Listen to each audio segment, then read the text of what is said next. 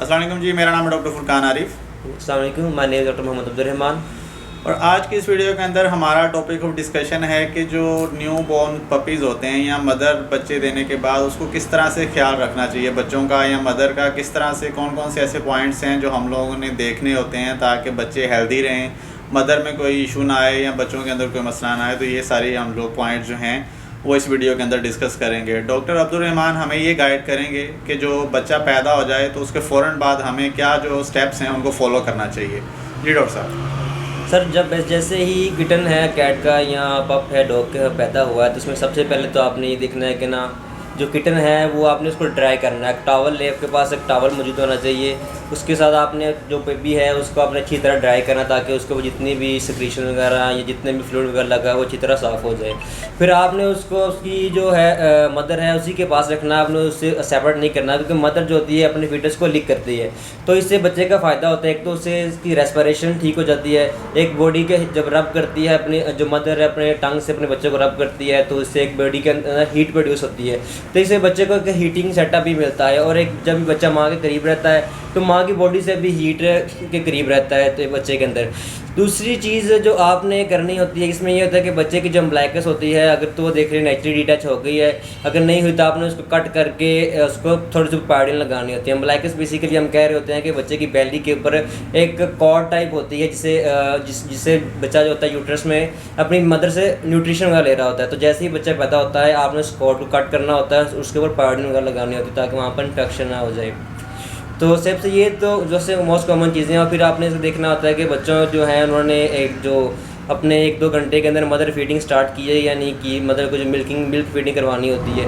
तो ये 3-4 पॉइंट है कि अपने बच्चे को क्लीन करना है, एक वार्म एनवायरनमेंट देना है, आपने मदर के पास रखना है और आर्टिफिशियल भी आप फीड सोर्स उसके पास रख सकते हैं। और इसके अलावा फीटस की क्लीनिंग करनी है आपने और उसकी मदर फीडिंग का अपने ध्यान रखना है और ये रखना है कि मदर के पास रहे कि वो इसे लीक कर सके। ये जो ऑन द स्पॉट आपने करने वाले 3-4 काम है जब आपने लाजमी करने हैं। इसके अलावा कुछ पॉइंट्स होते हैं जैसे कि अगर जो मदर है बच्चा है उसको आपने उसके ड्राई करने के बाद उसका वेट लाजमी करना होता है और इसको आपने दिन में 2 से 3 बार नेक्स्ट फ्यू वीक्स में आपने वेट करते रहना होता है। उसका ये फ़ायदा होता है कि अगर बच्चा ग्रो कर रहा है, किसी तरह की कोई बीमारी नहीं है, तो आपको पता लग जाएगा कि बच्चा ग्रो कर रहा है, उसके अंदर कोई बीमारी नहीं है। अगर आपको लगता है कि उसका वेट इंक्रीज़ नहीं कर रहा तो हमने उसको टाइम जो है उसके अंदर जो ड्रास्टिक मेजर्स हैं वो लेनी पड़ेंगे। हमें ये देखना पड़ेगा कि मदर उसको फीड करा भी रही है कि नहीं है, बच्चा डिहाइड्रेट तो नहीं हो रहा है या कोई मसला तो नहीं आ रहा। जो आइडियली बच्चे का जो वेट है वो 10% डेली के हिसाब से इंक्रीज़ होना चाहिए। अगर आपको लगता है कि बच्चे का वेट इंक्रीज़ नहीं हो रहा है या कम इंक्रीज़ हो रहा है तो आप अपने वेट के पास भी उसको लेके जा सकते हैं। ये तो है बेसिक चीज़ें। इसके अलावा कुछ मसले होते हैं जिनको हम लोग अवॉइड कर सकते हैं बट हम लोग करते नहीं हैं। हमारी क्या इशू होता है कि जब भी जो मदर होती है, डॉग हो गया या कैट हो गया, तो उसके अंदर क्या होता है कि हम लोग फ़ौरन बार बार उसको जाके देख रहे होते हैं, डिस्टर्ब कर रहे होते हैं। हम लोगों का ये होता है कि हम इस जो है ना एनिमल को बार बार देखते हैं कि उसने बच्चा दिया कि नहीं दिया, बार बार उसको चेक करें, उठा के देखते हैं, पेड़ को हाथ लगा रहे होते हैं, उसको स्ट्रेसफुल इन्वायरमेंट प्रोवाइड कर रहे होते हैं। बल्कि आइडियली ऐसा नहीं होना चाहिए। होना क्या चाहिए कि अगर आपको पता लग गया है कि प्रोसेस स्टार्ट होने वाला है, इस पर एक अलग वीडियो बनाई हुई है कि आपको पता लग जाएगा कि जो प्रोसेस है वो स्टार्ट होने वाला है, जो डॉग कैट है वो बच्चे देना जो है ना स्टार्ट करने लगी हैं, तो आपको उसको एक अलहदा सेपरेट रूम में रखना चाहिए, उनको एक काम एनवायरनमेंट देना चाहिए। वहाँ पे बहुत ज़्यादा जो है लोगों का आना जाना नहीं होना चाहिए। कोई एक बंदा जो फीड करता है या जो डॉग है या कैट है उस बंदे के साथ सिक्योर फील करती है तो वो बंदा वहाँ पे जाए उसको देखने के लिए, ना कि हर सारे घर के बंदे। फॉर एग्जांपल क्या हमारे क्या सिचुएशन होती है, बच्चा पैदा हुआ है तो सारे घर के जो लोग हैं, बच्चे हैं, बुजुर्ग हैं, वो सारे ही जा रहे होते हैं देखने के लिए। तो वो उस टाइम पे क्या होता है जो मदर्स होती हैं वो स्ट्रेसफुल जो है इन्वायरमेंट में आ जाए। सम टाइम तो क्या होता है कि या मदर जो होती हैं वो डर के अपना बच्चे खा जाती हैं, उनमें ये इनसिक्योरिटी होती है, वाइल्ड इंस्टिंक्ट होती है कि अगर उनको लगे कि बच्चा जो है वो सही तरह जो है वो इनसिक्योर है या कुछ हो जाएगा इसको, तो बच्चा जो है मदर है वो अपने बच्चे खा जाती हैं डर के।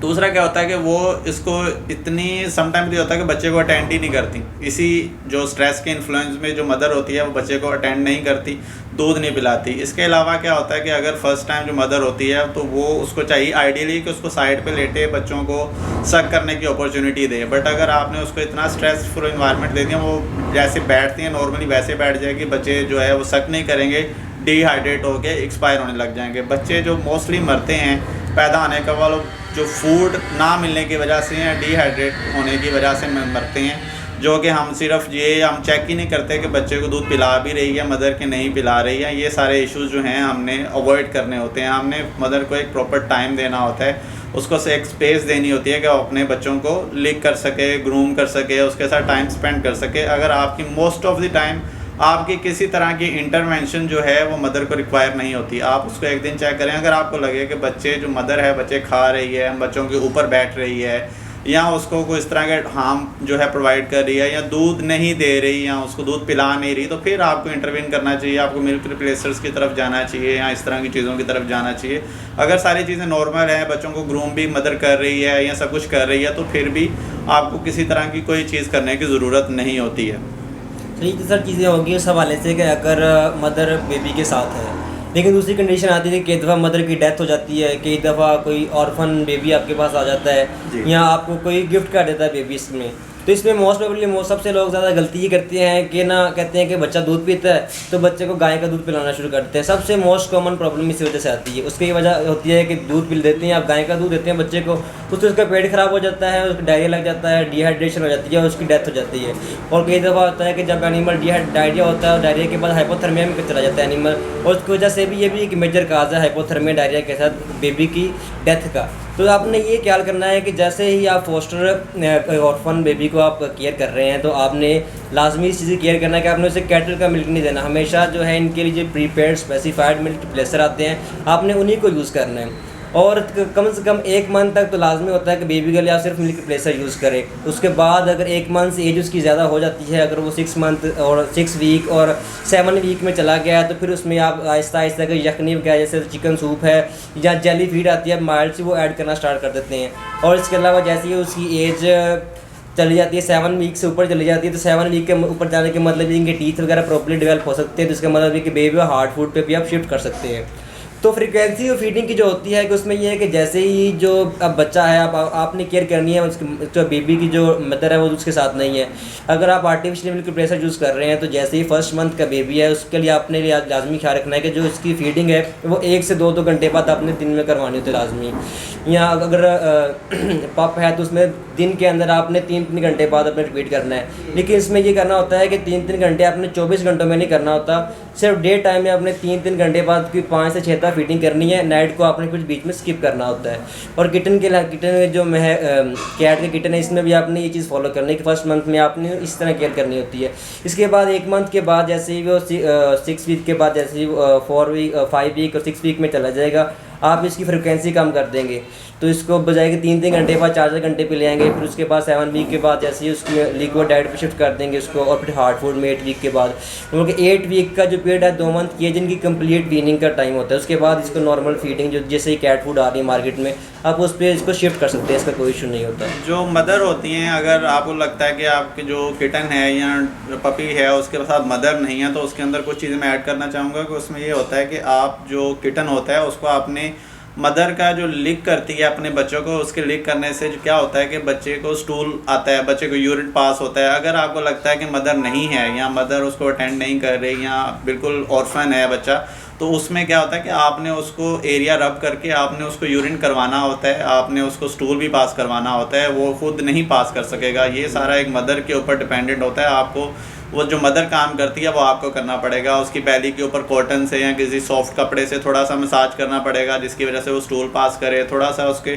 ब्लैडर को प्रेस करके आपको उसको यूरिन पास करवाना पड़ेगा। ये सारी चीज़ें जो हैं फिर आपकी ज़िम्मेदारी हो जाती हैं। मोस्टली हम लोग क्या करते हैं पाकिस्तान के अंदर कि हम लोग उसकी एज से पहले ही बच्चे को मदर से अलहदा कर देते हैं, पर आइडियली ऐसा नहीं होना चाहिए। कम से कम 2 महीने जो बच्चा है वो मदर के साथ रहना चाहिए, उसके बाद बच्चे को जो है मदर से अलहदा करना चाहिए। उससे पहले बच्चे को मदर से अलहदा नहीं करना चाहिए। बट हम लोग इनसिक्योरिटीज़ में गिफ्ट लेने के चक्कर में हम लोग पहले महीने में या कुछ दिनों में बच्चा उठा लेते हैं, तो उस तरह का बच्चा जो होता है उसको पालना, उसको नर्स करना बहुत मुश्किल होता है। उसमें बच्चे के मरने के बहुत ज़्यादा चांसेस होते हैं। तो ये सारी चीज़ें आपको जो है जहन में रखनी चाहिए अगर आप प्री मेच्योर जो बच्चा है वहाँ से उठा रहे हैं। इसके अलावा मिल्क रिप्लेसर्स जो हम लोग मोस्टली यूज़ नहीं करते हैं, गाय भैंस का जो दूध यूज़ करते हैं लोग, उनमें ये इशू आता है कि जो हम लोग मिल्क रिप्लेसर रॉयल कैनन का यूज़ करेंगे, SB लैक का यूज़ करेंगे, ये बहुत एक्सपेंसिव होते हैं। तो हमारे लोग क्या कहते हैं, गाय का दूध पिला दो, भैंस का दूध पिला दो, जो अब ये चीज़ें जो होती हैं इनके अंदर लैक्टोज बहुत ज़्यादा होता है, ये बच्चे को डायरिया कॉज करते हैं, ये डाइजेस्ट नहीं कर सकता बच्चा। अगर इस छोटे बच्चे को डायरिया आ जाए तो बहुत ज़्यादा डिहाइड्रेट हो जाता है इस तरह का जो सिचुएशन में। अगर आपको लगता है कि आपकी अफोर्डेबिलिटी नहीं है या आप इस तरह की किसी कम्युनिटी में हैं जहाँ पे मिल्क रिप्लेसर नहीं है, तो आपके पास कुछ और ऑप्शंस भी हैं। लाइक गोट मिल्क जो है आप यूज़ कर सकते हैं, उसके अंदर कंपैरेटिवली लेस लैक्टोजन होता है एज़ कम्पेयर टू जो काउज होती हैं, बफलोज होती हैं। गोट मिल्क आप एक अच्छा ऑप्शन है आपके लिए यूज़ करने के लिए। इसके अलावा जो आपके पास ऑप्शन लैक्टोजन जो बच्चों के लिए जो दूध आता है ड्राई फॉर्म में, आप वो यूज़ कर सकते हैं, वो भी अच्छा सोर्स है। बट आपको उस पर टोटली रिलाई नहीं करना चाहिए। आपको कोशिश तो यही करनी चाहिए कि मिल्क जो बच्चा ये डॉग या कैट स्पेसिफिक आपको मिल्क रिप्लेसर मिल जाए। अगर इन केस नहीं मिल रहे तो आप उस तरह का जो लैक्टोजन है वो यूज़ कर सकते हैं, गोट का जो मिल्क है वो वाला यूज़ कर सकते हैं। और ये सारी चीज़ें जो है आपको अपने जो है जहन में रखनी चाहिए और आपके पास ये चीज़ें रहनी चाहिए। इसके अलावा कुछ चीज़ें आपके पास होनी चाहिए कि आपका बच्चा समटाइम आप दूध पिला रहे हैं, आपके पास फीडर होना चाहिए उसको फीड कराने के लिए। जो पपी फीडर्स आते हैं वो आपको चाहिए, वरना आपको अगर लगता है कि आपके पास पपी फीडर नहीं है तो आप कॉटन से उसको रब करके, बच्चा बहुत छोटा हो तो आप कॉटन को डिप करके दूध के अंदर ड्रॉप बाय ड्रॉप उसके मुंह के अंदर आप जो है ड्रॉप बाय ड्रॉप उसको मिल्क पिला सकते हैं। ये भी एक तरीका जो है अपनाया जाता है, इसको भी जो है चीज़ लोग यूज़ करते हैं। इसके अलावा आपके पास सकर्स होने चाहिए। वो क्या होता है कि समटाइम हम लोग बहुत ज़्यादा दूध पिला देते हैं या नाक से जो है वो दूध चले जाए, बहुत ज़्यादा फ्लू हो गया बच्चे को, तो वो आपको नेज़ल ट्रैक क्लियर करने के लिए जो होते हैं जो सकर्स भी मिलते हैं, ये भी आपको जो है हम लोग कोशिश करेंगे इसी वीडियो के अंदर आपको दिखा सकें कि किस तरह के होते हैं। आपके पास ये इन हैंड होने चाहिए। तो सर ये जो पॉइंट आपने किया है कि जो कुछ लोग हमारे यहाँ बहुत कॉमन करते हैं कि जैसे ही बच्चा पैदा हुआ 1 वीक का 2 वीक का वो गिफ्ट कर देते हैं किसी को, तो उसमें जो एक मोस्ट प्रॉब्ली इशू आता है कि उनमें डिजीज़ आ जाती हैं। होता है बेसिकली ये है कि जितनी भी वैक्सीन हम पेट्स में डॉग या कैट में इनकी डिजीज़ के खिलाफ कर रहे होते हैं वो मोस्टली स्टार्ट होती हैं 42 डेज़ के बाद।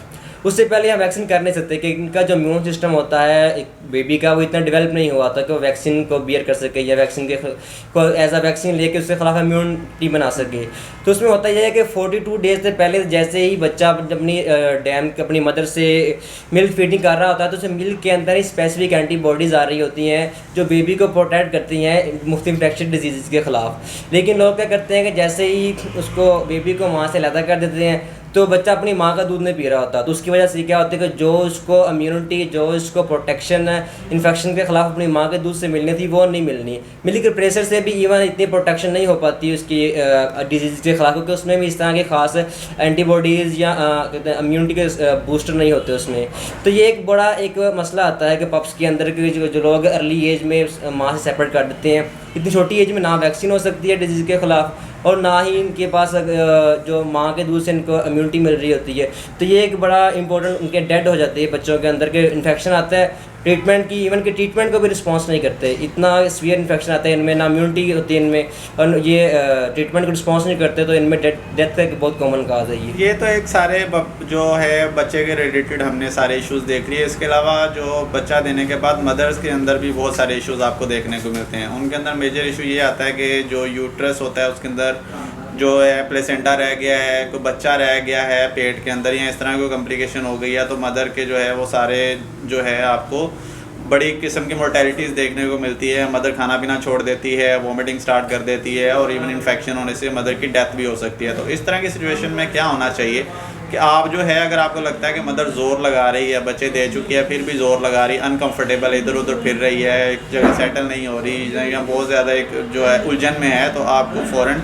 उसके एक्सरेज करवाने चाहिए, उसका अल्ट्रासाउंड करवाना चाहिए ताकि आपको ये आइडिया हो सके कि उसके पेट के अंदर कोई बच्चा तो नहीं रह गया है जिसकी वजह से वो अनकंफर्टेबल है, या कोई बच्चे का जो प्लेसेंटा है वो तो नहीं रह गया हुआ है। अगर प्लेसेंटा भी पेट के अंदर रह जाए तो वो भी इन्फेक्शन कॉज कर सकता है जो इस तरह की सिचुएशन के अंदर। इसके अलावा हमारी एक मेजर कंसर्न ये होता है कि ड्यूरिंग प्रेगनेंसी हमें जो कॉल आती है पहले घंटे के अंदर ही कॉल आ जाती है कि जी हमारी डॉग या कैट ने बच्चा दे दिया, तो अब हम क्या करें। आपने कुछ नहीं करना होता, 12 घंटे में के दौरान में आपने कुछ नहीं करना।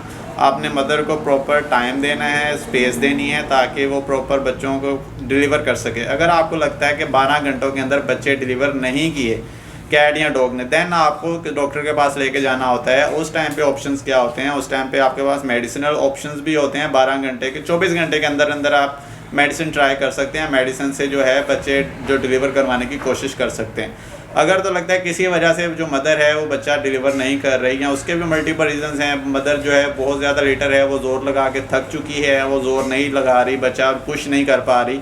दूसरा ये हो सकता है कि बच्चे का साइज़ बहुत ज़्यादा बड़ा है, बच्चा स्टक कर गया। तो इस तरह की सिचुएशन के अंदर क्या होता है कि आपको फिर सी सेक्शन की तरफ जाना पड़ता है।